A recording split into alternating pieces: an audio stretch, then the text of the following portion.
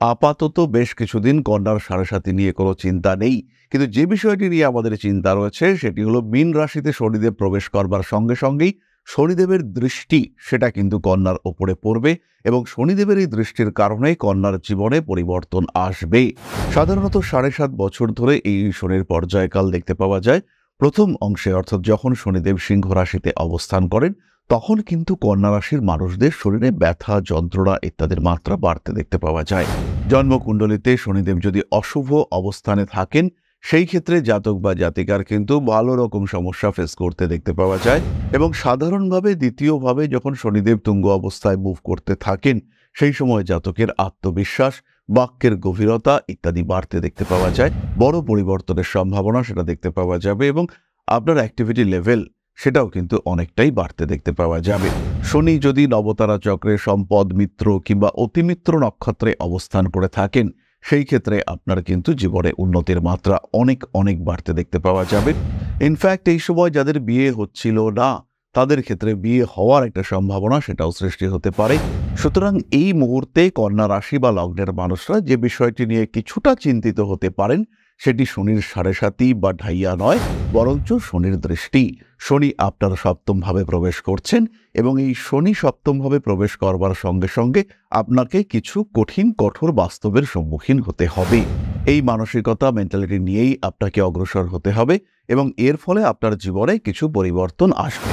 তবে শনির এই সঞ্চার নিয়ে বিরাট দুশ্চিন্তা করবার কোনো কারণ নেই। আমরা একটু সাত্ত্বিক জীবনযাপন, একটু সিস্টেমেটিক প্ল্যান্ড লাইফ লিড করে এই বিষয়গুলিকে কন্ট্রোল করতে পারি।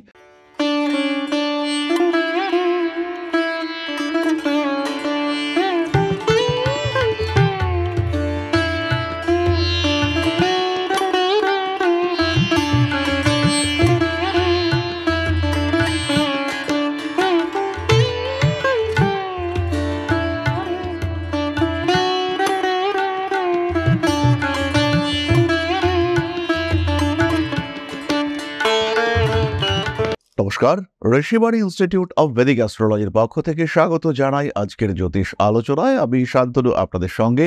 আলোচ্য বিষয় শনিদেব এবং কন্যা রাশি। শনিদেব সবচেয়ে ধীরগামী গ্রহ।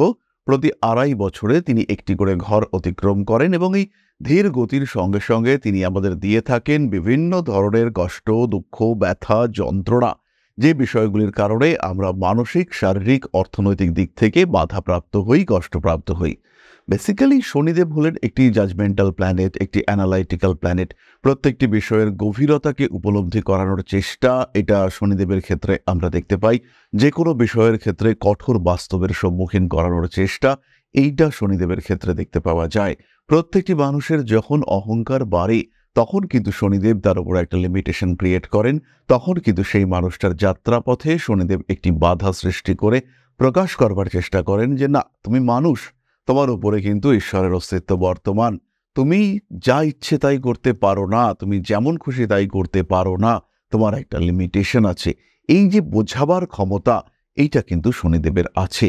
কঠোর বাস্তবের সম্মুখীন করবার ক্ষমতা এবং তার মাধ্যমে আপনাকে আরো শক্তিশালী করে তোলা, আপনাকে আরো ক্ষমতাবান করে তোলা এবং আপনার স্থৈর্যকে আরো বাড়িয়ে তোলার চেষ্টা, এটা আমরা শনিদেবের ক্ষেত্রে দেখতে পাই। কিন্তু সাধারণ মানুষ তারা শনিদেবের এই প্রভাবকে উপলব্ধি করতে পারেন না। তাদের কাছে এই কষ্ট চরম দুঃখের কারণ হয়ে দাঁড়ায়। তাই কখনো শনির দৃষ্টি, কখনো শনির সঙ্গে সহাবস্থান, কখনো 7.5, কখনো ঢাইয়া, কখনো শনির দশা আমাদের জীবনকে কিন্তু বেশ উৎপীড়িত করে তোলে। আমাদের এই সিরিজের আলোচনা মূলত 7.5 নিয়ে এবং কন্যা রাশি বা লগ্নের মানুষরা তারা তাদের 7.5-তে কি প্রভাব প্রাপ্ত হয়ে থাকেন। সাধারণত 7.5 বছর ধরে এই শনির পর্যায়কাল দেখতে পাওয়া যায়। প্রথম অংশে অর্থাৎ যখন শনিদেব সিংহ রাশিতে অবস্থান করেন তখন কিন্তু কন্যা রাশির মানুষদের শরীরে ব্যথা, যন্ত্রণা ইত্যাদির মাত্রা বাড়তে দেখতে পাওয়া যায়। ব্যয়ের উপর নিয়ন্ত্রণ ঘটাবার চেষ্টা এইটা শনিদেব করে থাকেন। শনিদেবের কারণে জাতক বা জাতিকার মানসিক কিছু অশান্তির সম্ভাবনা সেটাও সৃষ্টি হতে দেখতে পাওয়া যায় এবং এই সময় জাতকের ঘুমের সমস্যা, সাবকনশিয়াস মাইন্ডের অ্যাক্টিভেশন হওয়া, স্পিরিচুয়াল অ্যাক্টিভিটির প্রতি আকর্ষণ ইত্যাদি বাড়তে দেখতে পাওয়া যায়। জাতক পরিশ্রম করতে বাধ্য হয়ে থাকেন এবং কিছু কিছু সময় বিশেষ কিছু কারণে আইনি জটিলতা সেটাও কিন্তু জাতককে ফেস করতে হয়। ঝামেলা, অশান্তি ইত্যাদি সমস্যা অতিক্রম করবার পরে জাতক কিছুটা হ্যাপিনেস প্রাপ্ত হয়ে থাকেন। এই সময় জাতকের অর্থনৈতিক সক্রিয়তা কিছুটা কমতে দেখতে পাওয়া যায়। পরবর্তী পর্যায়ে অর্থাৎ যখন শনিদেব কন্যা রাশিতেই অবস্থান করে রয়েছেন, এই সময় রিলেশনশিপের ক্ষেত্রে কিছু সমস্যা আসে, তবে উচ্চ বিদ্যার ক্ষেত্রে জাতক উন্নতি করতে পারেন। শনিদেবের মুভমেন্টের এই দ্বিতীয় পর্যায়ে জাতকের কর্ম সংক্রান্ত কিছু পরিবর্তন দেখতে পাওয়া যায়। জাতকের মধ্যে ভাবনা চিন্তার গভীরতা সেটাও আমরা বাড়তে দেখতে পাই। জাতকের মধ্যে স্পিরিচুয়াল অ্যাক্টিভিটিস ভীষণভাবে বাড়তে দেখতে পাওয়া যায় এবং জাতকের মনন ক্ষমতা সেটাও কিন্তু অনেকটা বৃদ্ধি পাওয়ার সংযোগ সৃষ্টি হয়। বাড়তে দেখতে পাওয়া যায় জাতকের কর্মতৎপরতা, জাতকের অ্যাক্টিভিটি লেভেল। এই সময় জাতকের কর্মপ্রাপ্তির সংযোগ সৃষ্টি হয়, জাতক নতুন চাকরি প্রাপ্ত হয়, কর্মের পরিবর্তন, নতুন করে কিছু ভাবনা চিন্তা ইত্যাদি দেখতে পাওয়া যায়।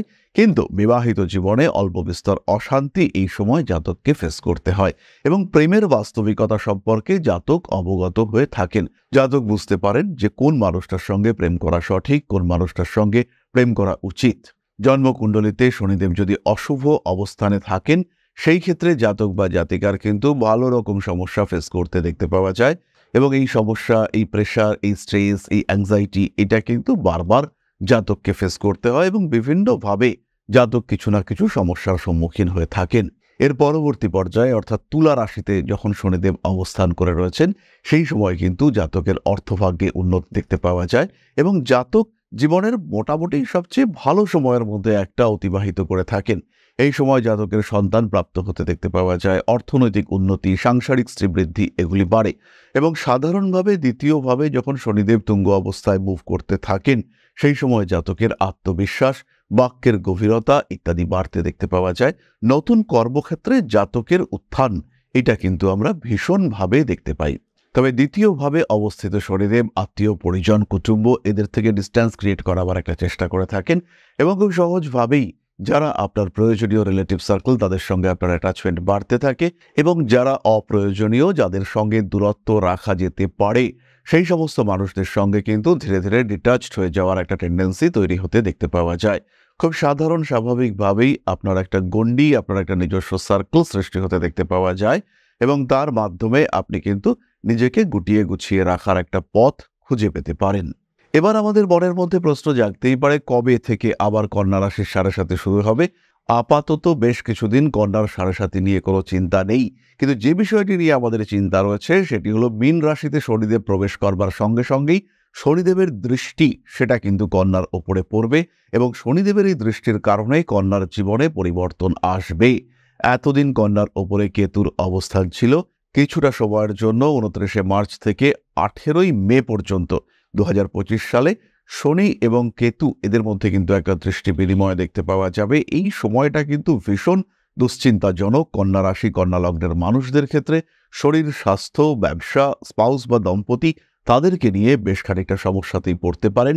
আপনার নিজের অস্থি সংক্রান্ত পীড়া সৃষ্টি হওয়ার একটা সম্ভাবনা সেটাও সৃষ্টি হতে পারে। অতিরিক্ত কর্মতৎপরতার কারণে আরও কিছু বাড়তি সমস্যার সম্মুখীন হওয়ার প্রবণতা সেটাও সৃষ্টি হতে পারে। ভাবনা চিন্তা, কর্মময় জীবনের প্রতি আগ্রহ, আধ্যাত্মিক চেতনার প্রতি আগ্রহ ইত্যাদি বাড়তে দেখতে পাওয়া যাবে এবং এই সমস্ত কাজকর্মের সাথে সাথে মানসিক বিকাশ সেটাও কিন্তু আমরা দেখতে পাব। কন্যা রাশি, কন্যা লগ্নের মানুষ যারা একটু সাত্ত্বিক তাদের ক্ষেত্রে আমরা আবার বেশ উন্নতিও দেখতে পাব। এর সঙ্গে সঙ্গে যদি আপনার জন্মকুণ্ডলিতে শনি উপচয় স্থানগত হয়ে থাকেন, আপনার জন্মকুণ্ডলিতে যদি শনি বলবত্তা প্রাপ্ত হয়ে থাকেন, সেই ক্ষেত্রে নিঃসন্দেহে আপনার জীবনে সুপরিবর্তন আসছে, বড় পরিবর্তনের সম্ভাবনা সেটা দেখতে পাওয়া যাবে এবং আপনার অ্যাক্টিভিটি লেভেল সেটাও কিন্তু অনেকটাই বাড়তে দেখতে পাওয়া যাবে। শনি যদি নবতারা চক্রে সম্পদ মিত্র কিংবা অতিমিত্র নক্ষত্রে অবস্থান করে থাকেন, সেই ক্ষেত্রে আপনার কিন্তু জীবনে উন্নতির মাত্রা অনেক অনেক বাড়তে দেখতে পাওয়া যাবে। ইনফ্যাক্ট এই সময় যাদের বিয়ে হচ্ছিল না তাদের ক্ষেত্রে বিয়ে হওয়ার একটা সম্ভাবনা সেটাও সৃষ্টি হতে পারে। বিবাহিত জীবনে শান্তি, স্বস্তি ইত্যাদি ফিরে আসার সংযোগ সেটাও সৃষ্টি হতে দেখতে পাওয়া যেতেই পারে। সুতরাং এই মুহূর্তে কন্যা রাশি বা লগ্নের মানুষরা যে বিষয়টি নিয়ে কিছুটা চিন্তিত হতে পারেন সেটি শনির সাড়ে বা ঢাইয়া নয়, বরঞ্চ শনির দৃষ্টি। শনি আপনার সপ্তমভাবে প্রবেশ করছেন এবং এই শনি সপ্তমভাবে প্রবেশ করবার সঙ্গে সঙ্গে আপনাকে কিছু কঠোর বাস্তবের সম্মুখীন হতে হবে। এই মানসিকতা, মেন্টালিটি নিয়েই আপনাকে অগ্রসর হতে হবে এবং এর ফলে আপনার জীবনে কিছু পরিবর্তন আসবে।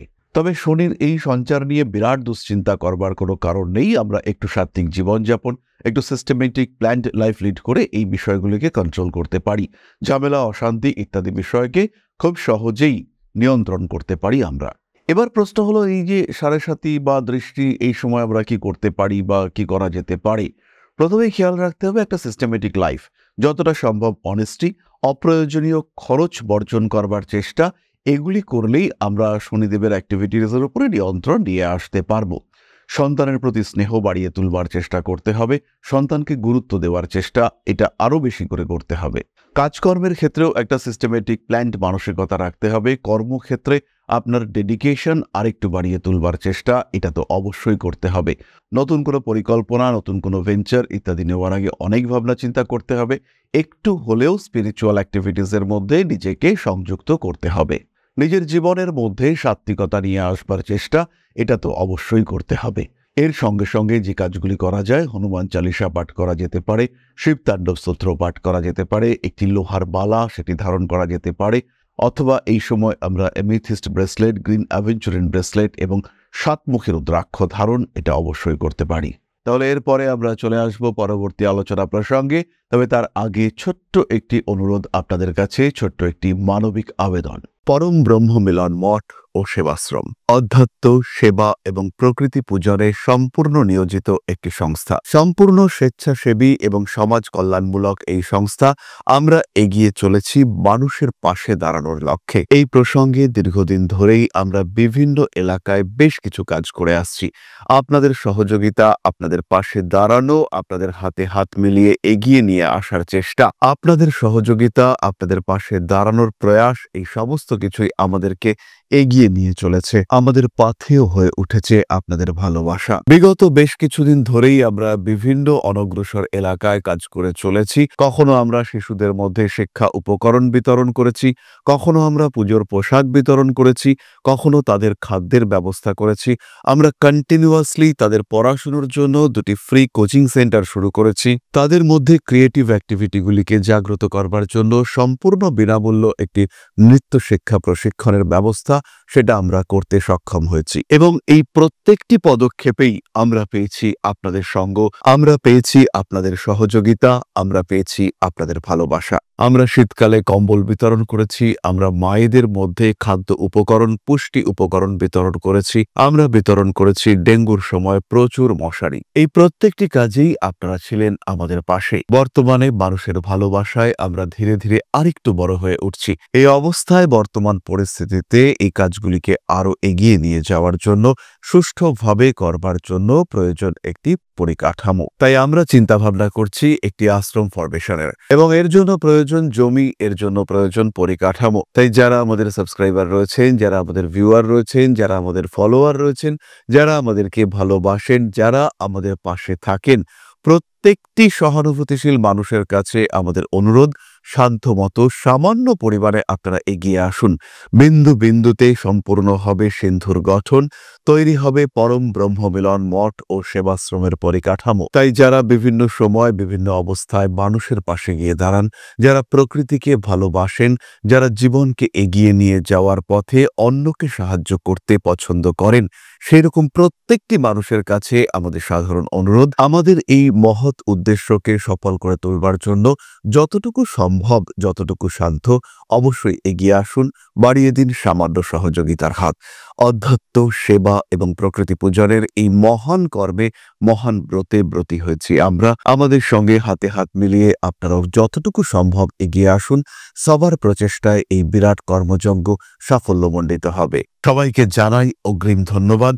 আমরা জানি আপনাদের সহযোগিতা আমরা পাবো। বেশ কিছুদিন ধরেই বহু মানুষ আমাদেরকে সাহায্য করে চলেছেন, কারণ আমাদের ইন্ডিভিজুয়াল সামর্থ্য অতি ক্ষুদ্র, তার মাধ্যমে এই মহৎ কার্যগুলিকে সম্পূর্ণ করা সম্ভব নয়।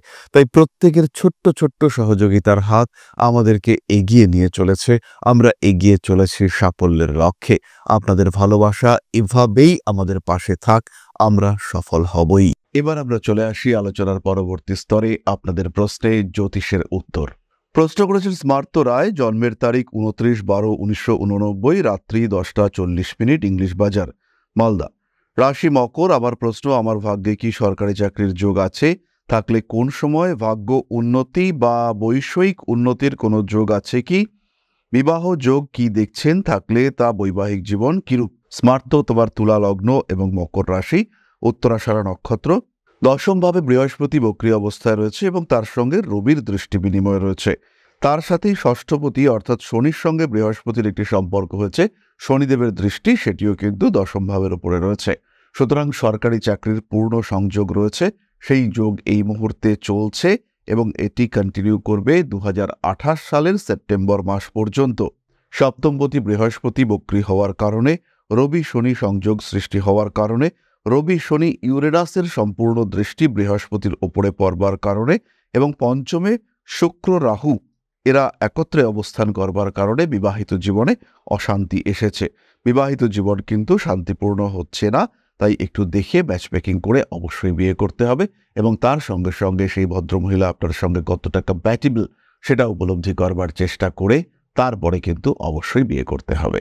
তাহলে আজকের আলোচনা আমরা আর দীর্ঘায়িত করব না। সবাই সুস্থ থাকুন, ভালো থাকুন। মা শ্রী শ্রী আদিশক্তির আশীর্বাদে আরো আরো আরো সমৃদ্ধ হয়ে উঠুক আপনাদের জীবন। জয় মা আদিশক্তি।